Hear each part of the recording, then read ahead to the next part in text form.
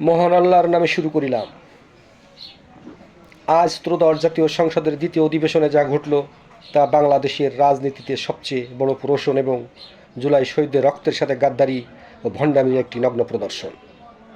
এখন আমি বিশ্লেষণ করব যে গণ অভ্যুত্থানের মাধ্যমে এই বিএনপি সরকার ক্ষমতা এসেছে সেই জুলাই সনদকে এবং গণভোটকে কেন বিদ্যাঙ্গুলি দেখাচ্ছে, আর তার বিপরীতে সংসদে দাঁড়িয়ে বিরোধী দলীয় নেতা ডক্টর শফিকুর রহমান কিভাবে তাদের সাংবিধানিক মারফ্যাসের মুখোশ উন্মোচন করলেন।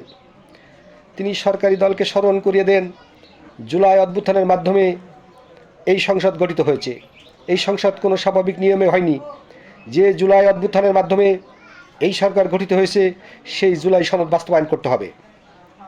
যখন বিরোধী দলীয় নেতা প্রখর যুক্তি দিয়ে বোঝাচ্ছিলেন তখন মাননীয় স্পিকার মাঝপথে তাকে থামিয়ে দেন।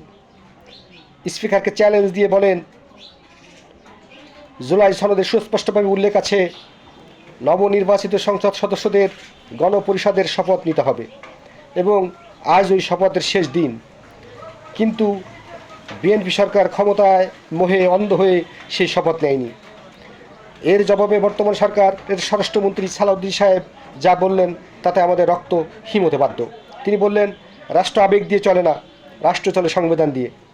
জুলাই সনদ এখন আদালতের ব্যাপার। 70% মানুষের যে জুলাই সনদের পক্ষে হ্যাঁ ভোট দিয়েছে সালাউদ্দিন সাহেবদের কাছে সেই গণমানুষের রায়ের কোনো মূল্য নেই। হাজারো শহীদদের রক্তের কোনো মূল্য নেই। তাদের কাছে মূল্য হলো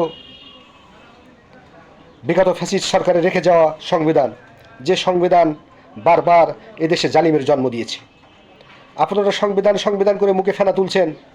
আসেন আপনাদের প্রাণের সংবিধান নিয়ে একটু কথা বলি। সংবিধান অনুযায়ী তো 2008 সালে নির্বাচন হওয়ার কথা ছিল না। সংবিধান অনুযায়ী নির্বাচন হবে 2028 সালে। তাহলে কোন সংবিধানের ভিত্তিতে আপনারা ক্ষমতায়? তারেক রহমান প্রধানমন্ত্রী।